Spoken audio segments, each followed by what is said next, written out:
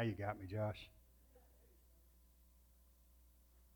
So when Derek, he said, "Hey, man, I want you to give your testimony." I was like, "Man, this ain't scary at all." Like, so I've listened to all these testimonies, and like Eric's and Mark's, um, and I sort of had some trepidation about not doing it because a lot of testimonies that I've heard. I came here on the recovery, celebrate recovery thing. I sat in with a guy, actually John, and the girl that was up here that day, she just had a horrible life, and I should have had a horrible life, and I had these um, like super, just really good influences in my life, and I was like, I never fell into addiction. I was never abused. I was never any of that. And I was like, what kind of testimony could I possibly give that would mean anything or help anybody? So I have to go all the way back. It was, I guess, in the fall of 1979. I was 7 years old. Now, this was in the nations. The nations then were not the famous nations as they are now. They were the infamous nations as they were then. It was dark, it was gritty, it was grimy, it was mean. And so I'm 7 years old, and these little hoodlum kids that I ran around with, I lived on California Avenue, right on the corner, 5601, and nestled in between California Avenue and Pennsylvania Avenue was West Nashville Baptist Church. And so it was 5 of us, and we decided it would be a fantastic idea. It would be hilarious to egg the church. And when I say the church, I don't mean the building. This was the plan. There were 2 brothers, Gerald and Johnny. They were going to hold the door open. And the 3 of us were literally going to egg this congregation. We go to our mom's dad's house and we get our eggs. They hold the door open, and it was like a movie. As soon as those doors open, I can see Reverend Sharp was his name. I can see his eyes locked to my eyes.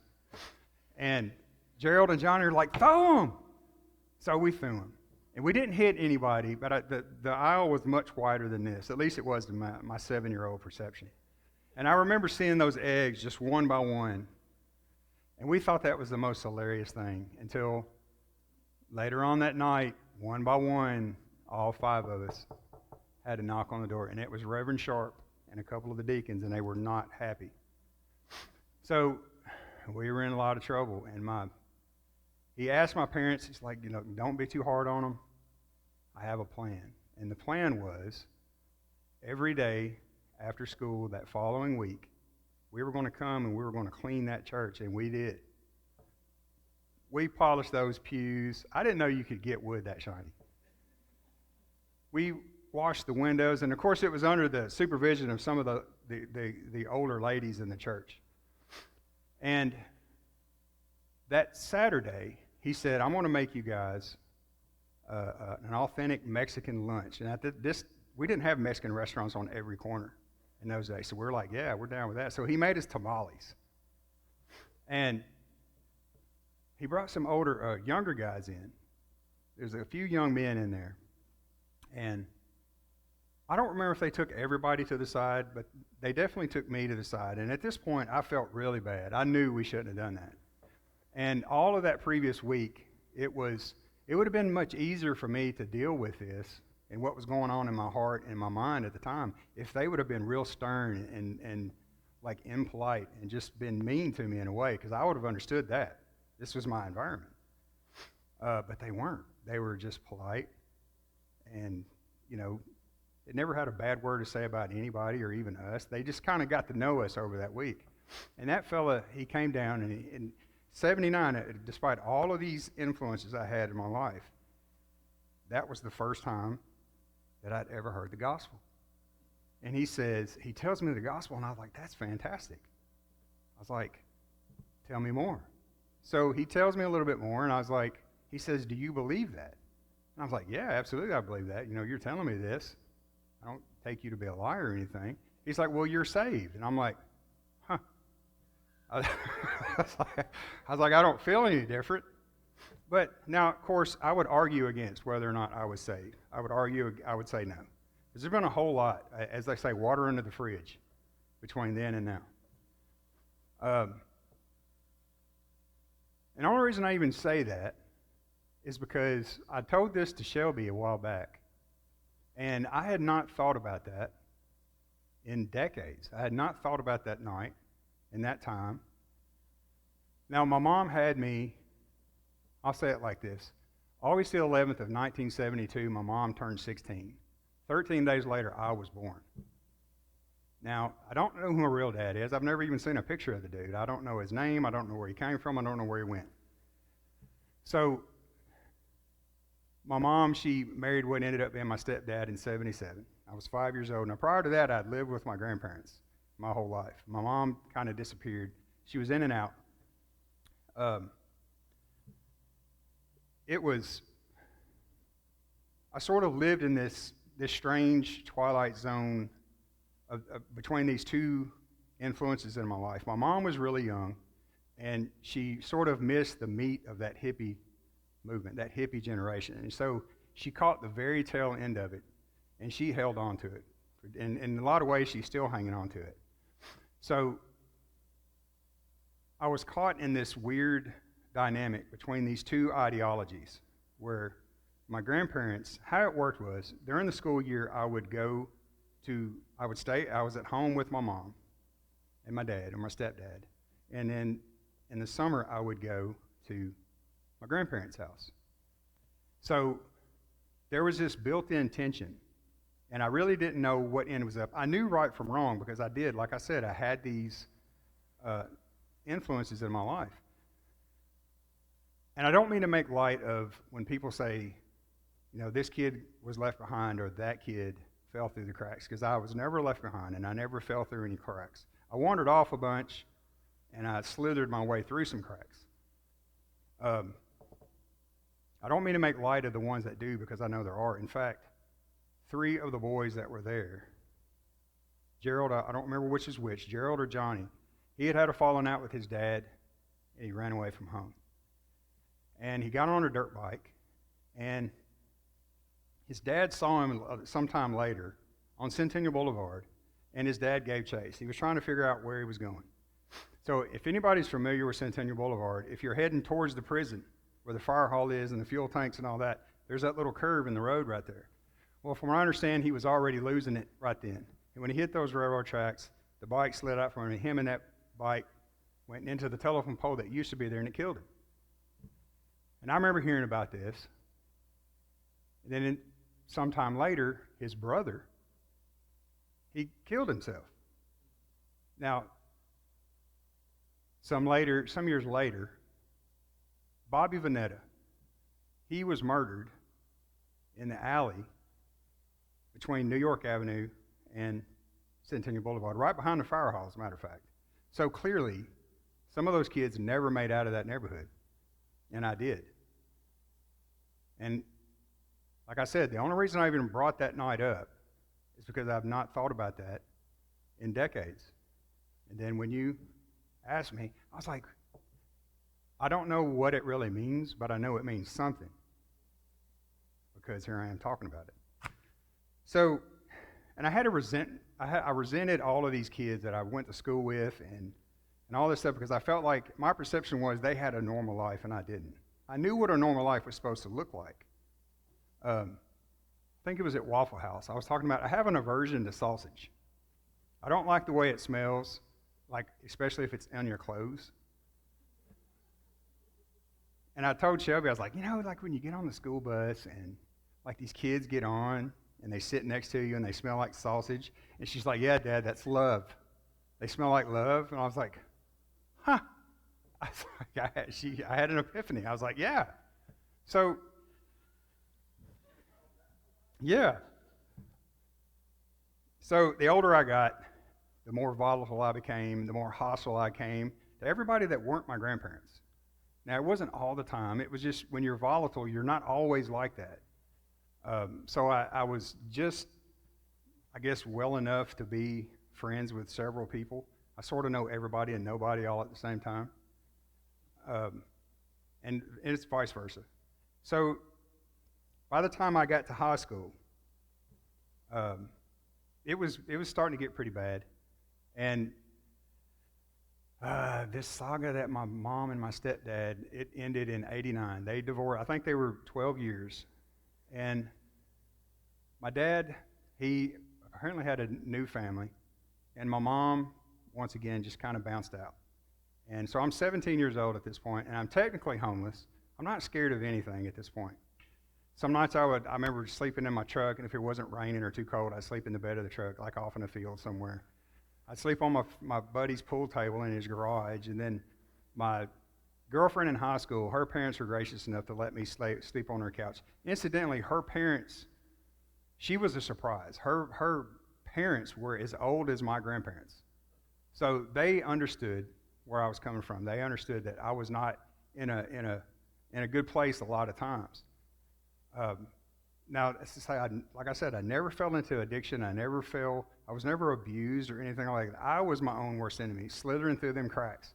Any crack that I saw, I would take that opportunity to run headlong into that dark. So, I guess the gravity of all of that for them and for my girlfriend at the time, it was too much. It's like I always had this hole, and I'm trying to like shove everything that's good around me down that hole. It's kind of like when a cat jumps on the table and like knocks stuff off for no good reason. That's pretty much the way I was. So we break up, and that's right about the time I meet Lisa, Shelby's mom. And at the time, Lisa and her family, they were no stranger to dysfunction themselves. And so it was, when I got to know them, it was almost like a dysfunction. It was like a sport to us. We would talk about, I was like, oh, your dad was your stepdad was an alcoholic. My stepdad was a drug dealer.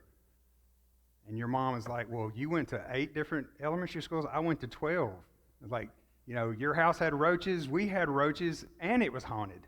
We had ghost roaches. It was just stuff like that. So, and that, everything was good.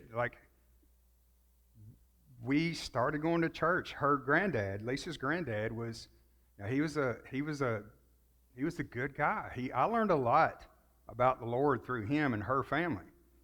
Her Aunt Dada used to drag us from West Nashville all the way down to Murfreesboro every Sunday to their uncle's church. And I think we've been together 5 years or something. We got married in that church. We were baptized, and they said I was saved. But again, I would argue against that. There's a whole lot between then and now. 5 years later, we're married. We buy a house up on Chapmansville Road, right up the road from the farm. Shelby comes along. Everything's great. But true to form, true to my nature, I shove everything down that hole. I end up having an affair and ruining that life. And life sucked. Now, I guess it was '08, I think our divorce was final. So I moved into this little apartment up here on Oak Street, which I'm still there. And at the time, Mandy and her mom sort of lived diagonally across the way right there. Now, I knew Mandy before because she was actually Shelby's cheerleading coach when you were 5, 6 years old, or whatever it was.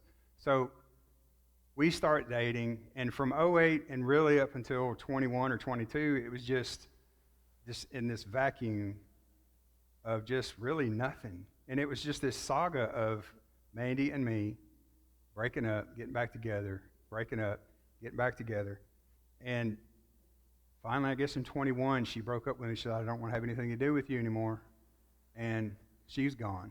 And I remember I wrote her this long letter, like begging her to come back. And I was like, we'll get married, and we'll get married.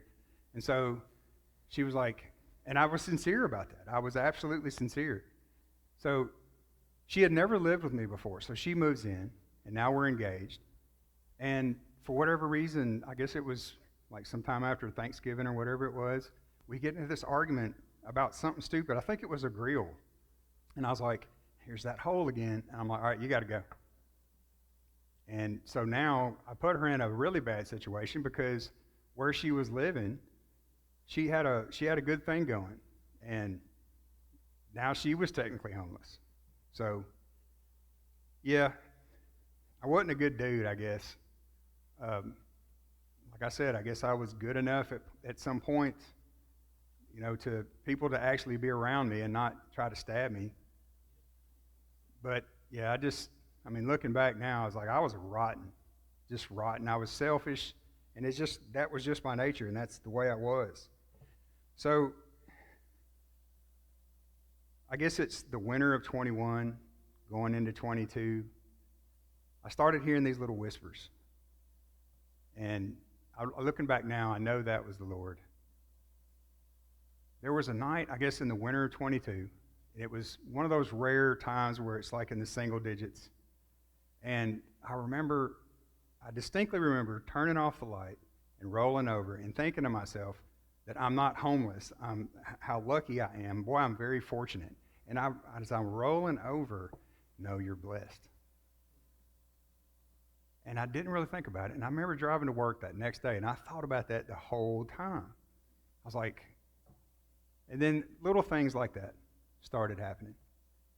So she's gone. She's not talking to me. She won't have anything. I'm texting her, and I'm sending her like these big long texts, and nothing, not a thing. Now I'm casting that line out, and she ain't biting. I'm just like, and so now I'm just in this weird place, and what really kind of set it off, well, it was like it had reached critical mass. Shelby had a Chevy Equinox. It was like a 2014 or whatever it was. To save y'all some grief, if you have a Chevy Equinox, set that thing on fire right now. Okay? It was a good enough car when she first got it, but when it went downhill, didn't it? It just went straight down the hill. And I was ready to push it down the hill too. I got so tired of working on that car. So I'd asked John, I was like, hey man, will you do some preliminary work for me or whatever? Because I was going to get over there and try to figure this out. And I don't remember what it was, and it didn't matter in those days, really any days, because I was so petty about stuff. And I get over there, and he hadn't done anything. And I was like, how dare him not do anything that I asked him? Now, they live over there off of Bearwalla, right there in the curve. And at the time, they were over at Lisa's house. And I got in my car, and I drove over there to Lisa and M's. And you would think that I would have had time to cool off. Nope. The longer I drove, the more the heat was turned up. This is what I say. It was just like, it had reached a point to where now this hole is trying to pull me in. Which before it was like, when a mama bird comes and she lands on the nest and the little birds it didn't have to do anything. I would just toss everything in there. Everything that was good around me, I would just toss it in that hole. And I went in Lisa's house like I owned that place. And I just started pointing, and I started talking to John, just terrible. I can't believe now, thinking back about it. I'm glad I can't remember what I said to him, because it wasn't good. And so Lisa's like, get out, get out, get out, get out. And the boys are standing there like, what is happening here? So later on that night, I text Shelby, and I text her all this stuff, and I'm still talking about John. I'm so mad. I'm just seething mad. And Shelby says, no, Dad, it's you. She says something to the effect of, this is why nobody really wants to talk to you, and this is why it makes it so hard to love you. And I was like, yeah, that. And it was just like sticking a poker in my chest. Like it broke my heart is what it did. You broke my heart, Red. So that was, I guess, in the spring of 2002 or something like that. And of course, backstory here is Mandy's still not talking to me. It's maybe here and there, a little sporadic communication, but she's not having anything to do with me. I thought to myself, at this time, I realized something has to change. And all these little whispers. And I was like, okay, And I have this little old King James Bible. I was like, man, I tried to read this thing, and I was like, I need a more modern translation. So I went down here to Walmart, and there was a new King James, because they don't have a whole lot of stuff to choose from. So I get this, and it was $12. And I was like, that's right on. So I'm thinking, I need to learn to speak his language. And I thought this is what I needed to do. I was like, I need to learn to speak his language and talk to him the way that I thought that he wanted me to talk to him. So I get this Bible, and I started reading in Psalms. And, of course, I think everybody starts reading in Psalms or Proverbs or something like that. They're the most popular books, I think. So it's hard. I can't overstate how my attitude was towards everything and everybody around me. Now my grandparents are gone. My granddad died in 2013. My grandmother died in 2017. So now I have nobody. I have absolutely nobody. And I'm just by myself. And that's the way it was. I was in that house. Shelby's not mad at me, but she's trying to live her life. She has a child now. She's trying to do her thing, and she doesn't need me like making things bad in her life when they don't need to be bad. So it's not like she's not talking to me, but we don't have this traditional father daughter relationship at this point.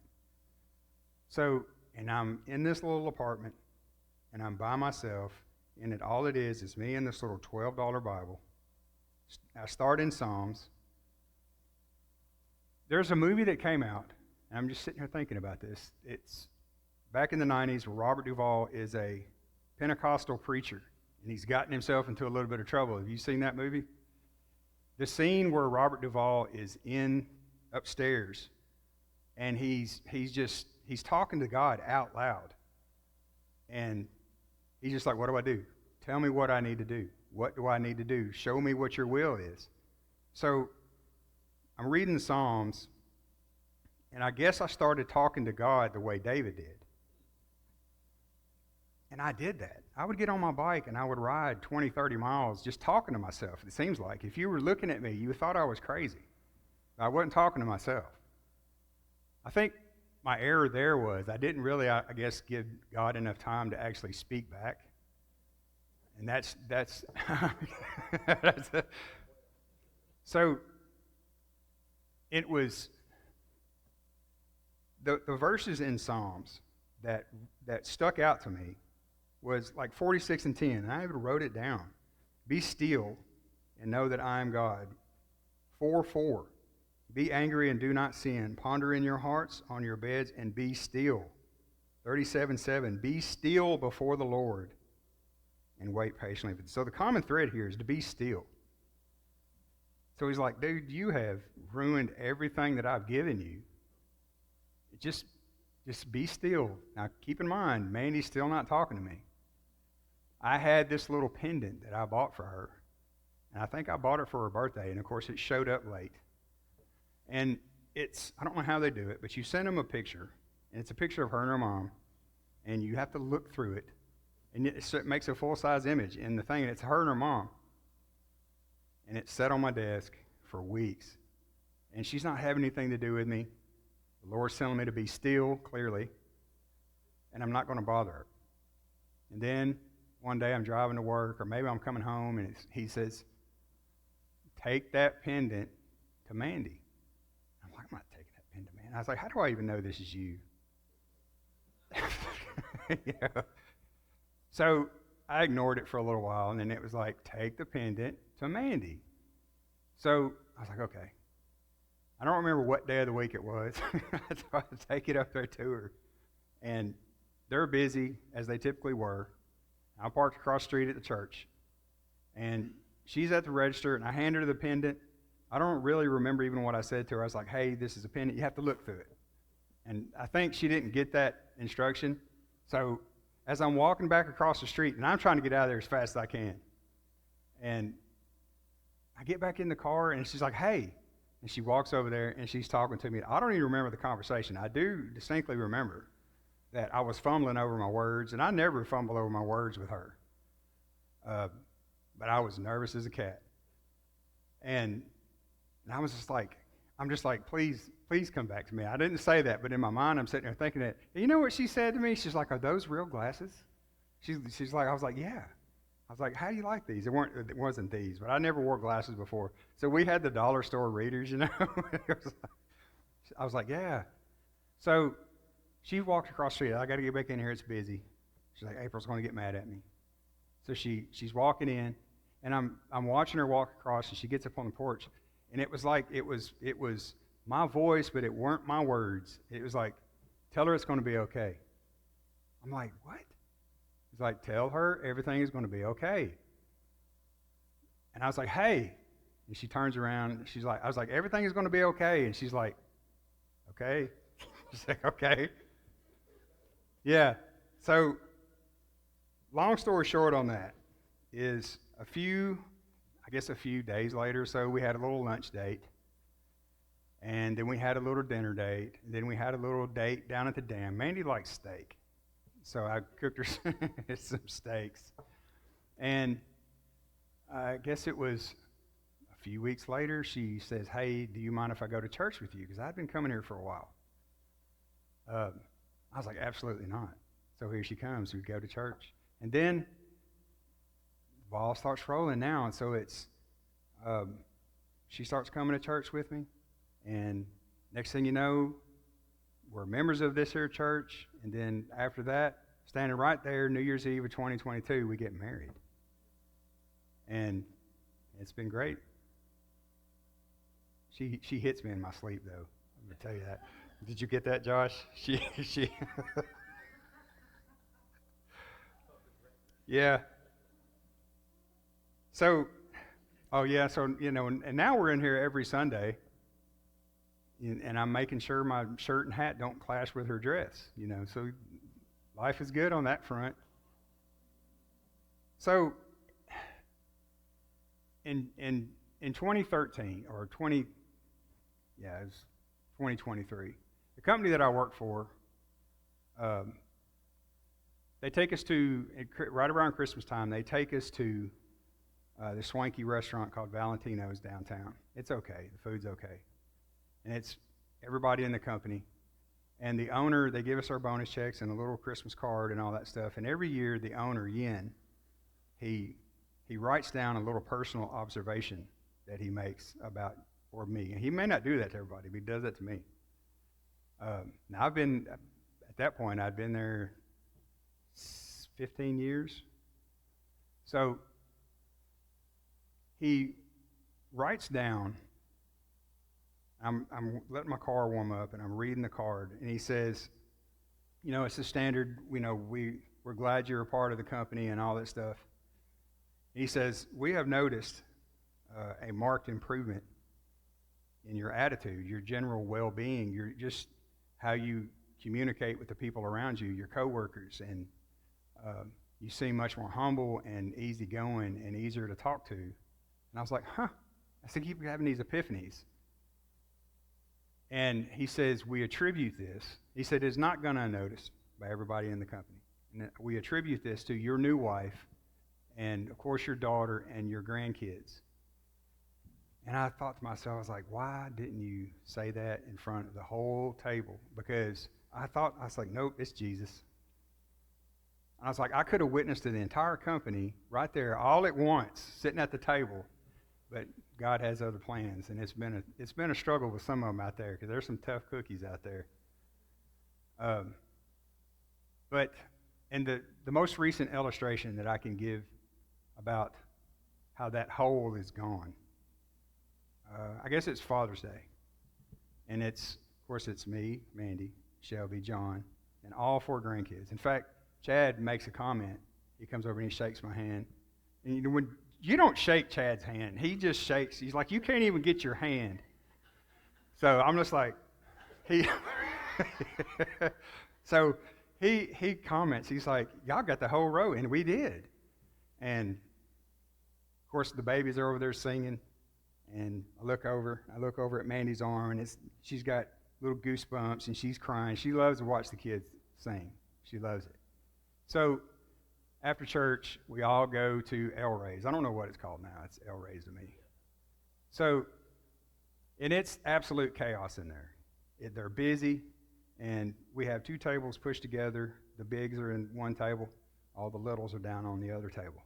And it's chaos down on this other end. I mean, Lucas, my grandson, is trying to stick straw paper up his nose, and the Isla and Annie are arguing over this cheese dip and the chips and the salsa, and Avery's trying to keep them corralled, and Shelby and John and Mandy are sort of in a conversation.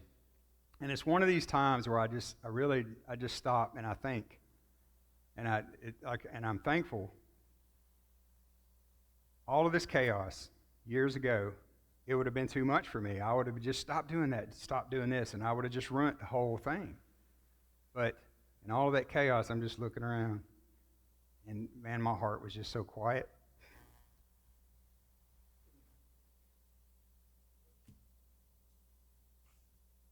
Yeah, it is. So in a lot of ways, well, I'm not trying to shove everything down that hole anymore. The Lord has given me the eyes to see the blessings that are around me, and also the wisdom to identify them as blessings. And I've never had that before. So in a lot of ways, we talk about baby Christians and all that stuff like that. Make no mistake about it. Don't let the white beard fool you. I am absolutely a baby Christian.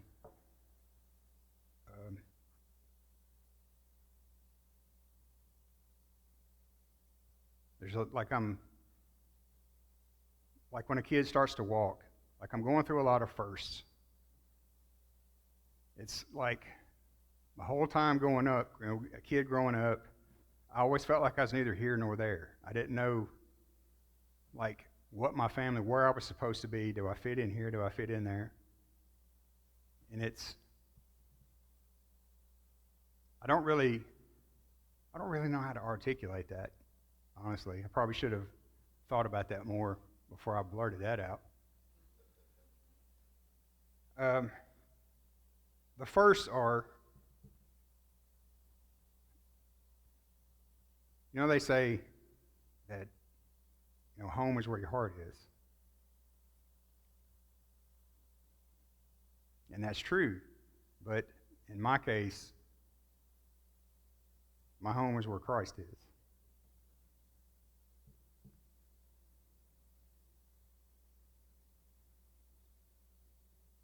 And I don't have to wonder who my Father is.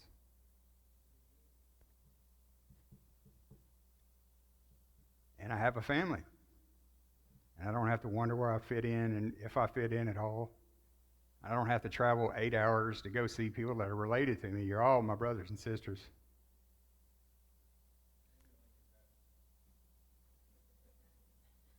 Thank you. So,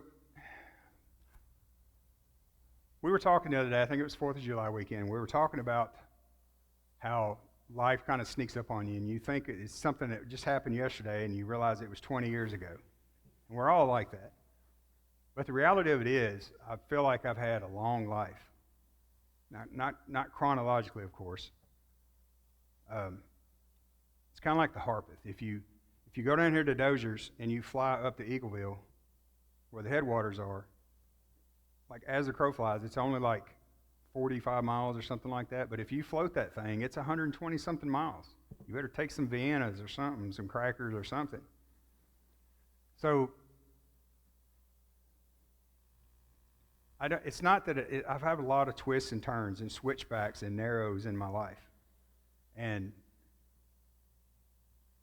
it's almost like I've had several different lives, like different seasons and circumstances in my life. It's like they're not even connected. It's like the only common thread is me. And I suppose that's true with a lot of people.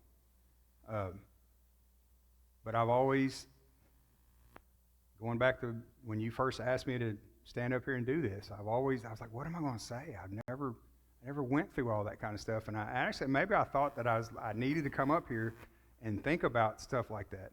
But I realize now, and I'm 100% certain, that all of those twists and turns and all of that, it had to be the providence of the Lord.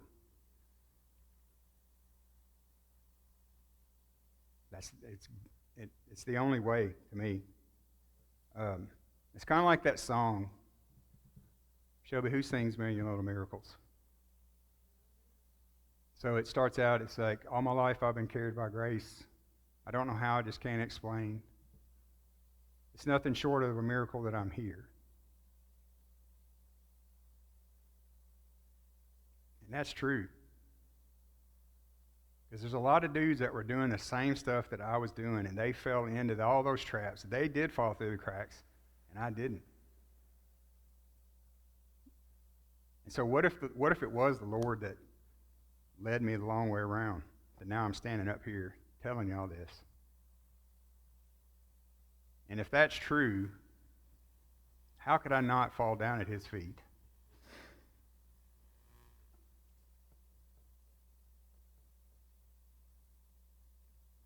And looking back and realizing now that it was his mercy and his grace and his kindness that led me to repentance anyway, to give me the opportunity to repent. Like, how can I not surrender my will to his? Because clearly his way is way better than mine. So that night way back in 79 over in the nations, I don't know what machinations were happening. I don't know what type of conversations were happening in heaven, if any at all. I don't know what something it was, but I know it wasn't nothing. And I'm still not really clear about that. And like I said, I had not thought about that in decades at all. So everything I've said up here and rambled, I feel like is really just the preface to what my testimony will be. Maybe you have to call me back up a couple of more years, because as the kids say, I haven't had a chance to zoom out and collect, all the aggregate and compile maybe a more compelling testimony. But we'll see. But standing here, first of all, I'm thankful for my daughter. I don't think she realized how, the pivotal role that she played in my my testimony. Of course, I'm thankful for my kids and my grandkids and Mandy. And she's mean to me, but she's my best friend. She's mean to me. She's not. Mandy's the sweetest person I've ever known, really. I'm thankful for everything. I'm thankful for y'all. I'm thankful to God mostly. Like for everything, even the lint in my pocket. I'm thankful for everything. And I can't even articulate how grateful I am.